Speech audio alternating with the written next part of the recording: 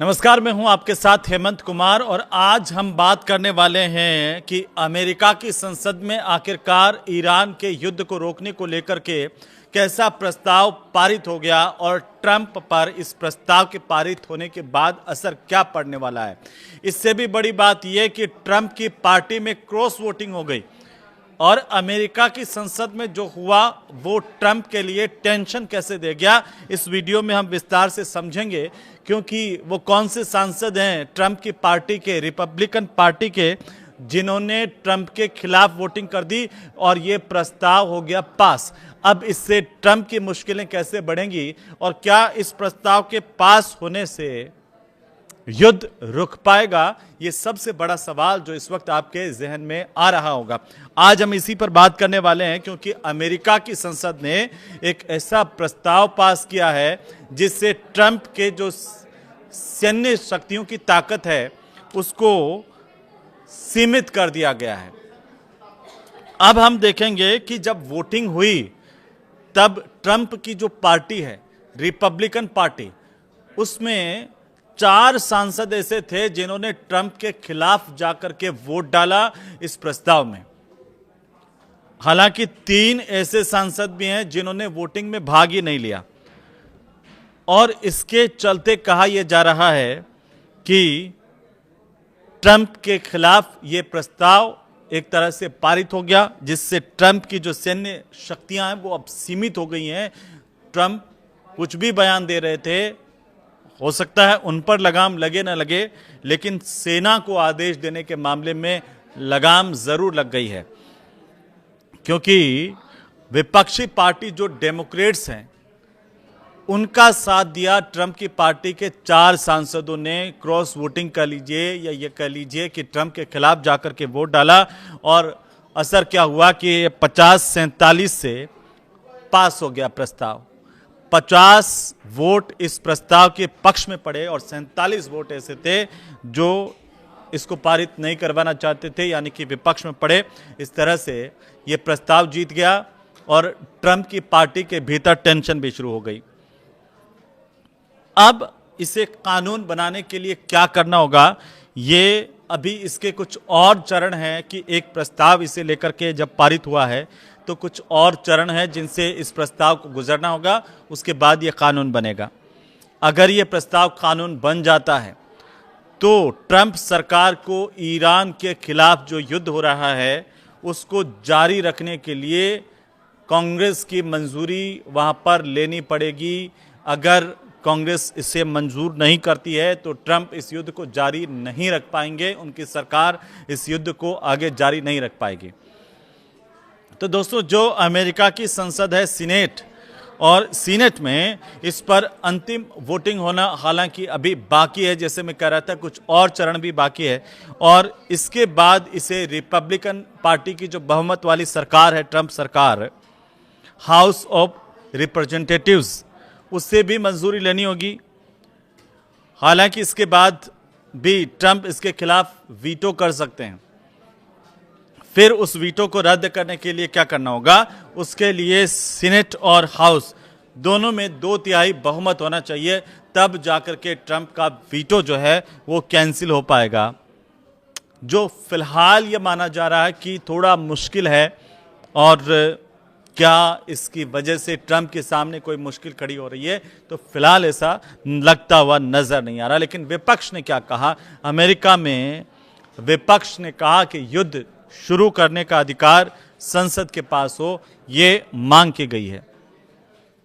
और ये जो वोटिंग हुई है उसमें इसे विपक्ष अपनी बड़ी जीत के तौर पर देख रहा है। 50-47 से जो ये प्रस्ताव पास हुआ, इसे विपक्ष अपनी जीत मान रहा है और माना यह जा रहा है कि अमेरिका में युद्ध शुरू करने या सेना भेजने का अधिकार जो है वो राष्ट्रपति का नहीं बल्कि संसद के पास होना चाहिए। और अमेरिका का जो संविधान है उसमें यही व्यवस्था, इसी तरह की व्यवस्था दी गई है। अब इस प्रस्ताव को जो वर्जीनिया के डेमोक्रेट्स हैं, सीनेटर टिम केन, वो लेकर के आए इस प्रस्ताव को, और बहस जब हुई तब टिम केन ने यह कहा कि अभी जब युद्ध विराम की बात हो रही है तब ट्रंप को संसद के सामने आकर के अपनी रणनीति संसद को बतानी चाहिए। अब जो डेमोक्रेट सीनेटर टिम केन है, उन्होंने ये कहा कि युद्ध शुरू करने का अधिकार जो है वो संसद के पास है, सिर्फ राष्ट्रपति के पास नहीं है। वहीं व्हाइट हाउस ने ये कहा है इस पर कि ट्रंप ने अमेरिका की सुरक्षा के लिए अपने अधिकारों के तहत ईरान पर कार्रवाई की है। अब अमेरिकी कानून के मुताबिक कोई भी राष्ट्रपति बिना संसद की मंजूरी के सिर्फ 60 दिन तक ही सैन्य कार्रवाई चला सकता है, इससे ज्यादा नहीं। इसके बाद या तो युद्ध खत्म करना होता है, या फिर कांग्रेस से अनुमति लेनी होती है, या फिर सेना की जो सुरक्षित वापसी हो उसके लिए 30 दिन की अतिरिक्त मोहलत मांगनी होती है कि संसद के सामने, सीनेट के सामने जाके कहें कि सेना को वापस लाना है, इसलिए उसे 30 दिन का समय दिया जाए। लेकिन इसे लेकर के चूंकि चर्चा अभी इस बात को लेकर के तेज हो रही है कि क्या ट्रंप पर अमेरिका की संसद में दबाव बढ़ता जा रहा है, ट्रंप संसद के दबाव से कैसे उभरेंगे, क्या अंतिम जो अवसर ट्रंप के पास है वीटो का वो भी फेल हो जाएगा या वो चल जाएगा, ये अभी देखने वाली बात होगी। लेकिन बहुमत के बीच में ट्रंप के खिलाफ ये प्रस्ताव पारित हो जाना ही बड़ी बात मानी जा रही है। और अब जल्दी से हम देख लेते हैं कि पिछले 24 घंटों में अमेरिका ईरान युद्ध को लेकर के हुआ क्या है, क्योंकि ट्रंप ने ईरान पर जो हमला है वो टाला है।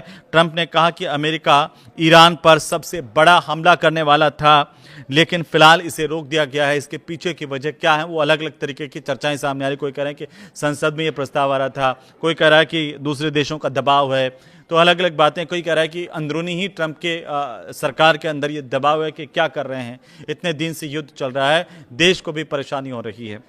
अब आप देखिए कि ये रोक दिया गया, बड़ा हमला होते होते रुक गया है। ट्रंप ये कह रहे थे कि वो बड़ा हमला करेंगे, नेस्तनाबूद कर देंगे, लेकिन वो नहीं कर पाए हैं।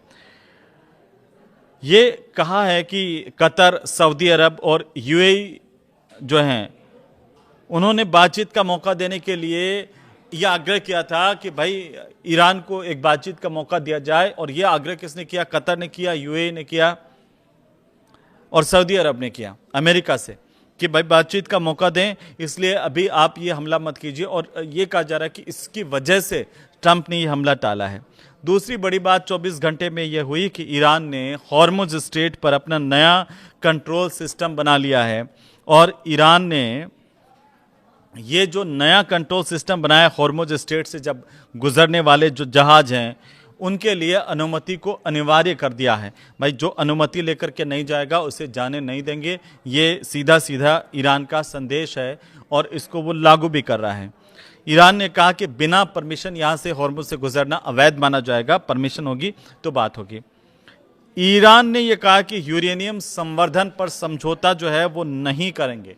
अमेरिका ने कहा कि जो एनरिच्ड यूरेनियम है वो आप हमें दे दीजिए और तब हम मान लेंगे कि युद्ध खत्म करना चाहिए। लेकिन ईरान ने इस पर बिल्कुल मना कर दिया, ये भी कह दिया कि यूरेनियम संवर्धन पर कोई समझौता नहीं होगा और उनका देश किसी के दबाव में नहीं आने वाला है। राष्ट्रपति जो मसूद हैं उन्होंने भी कहा कि बातचीत होगी, लेकिन ईरान जो है वो झुकेगा नहीं। ये स्थितियां ईरान की तरफ से अभी भी क्लियर दिख रही हैं कि ईरान जिस बात पर पहले था वहां पर अभी अड़ा हुआ है, उसके व्यवहार में किसी तरह का कोई परिवर्तन आता हुआ अभी दिख नहीं रहा है। क्योंकि ये जो तारीख है वो 20 मई की तारीख है और इस दिन अगर ये बड़ी खबर आती है कि अमेरिका की संसद में ट्रंप के खिलाफ प्रस्ताव जो है वो पारित हो गया, तो ये वाकई ट्रंप के लिए टेंशन हो सकती है, उनकी सरकार के लिए टेंशन हो सकती है।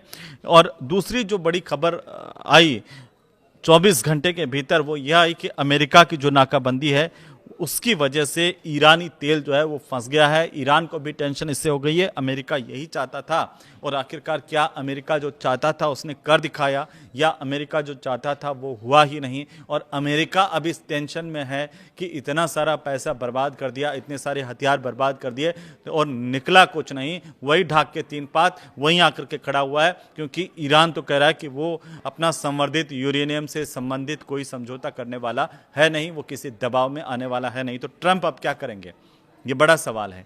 और आप इसे लेकर क्या सोचते हैं? क्या ये युद्ध बंद हो जाएगा या ट्रंप अपने पागलपन को और ज़्यादा सामने लेकर के आएंगे और कोई बड़ा हमला कर देंगे, उथल पुथल मचा देंगे, एक बड़ा कड़ा संदेश दुनिया के लिए भी दे देंगे। क्या ऐसा हो सकता है? आप क्या सोचते हैं? हमें ज़रूर बताइए कमेंट करके। और ये वीडियो कैसा लगा आपको, ये भी हमें ज़रूर बताइए। नमस्कार।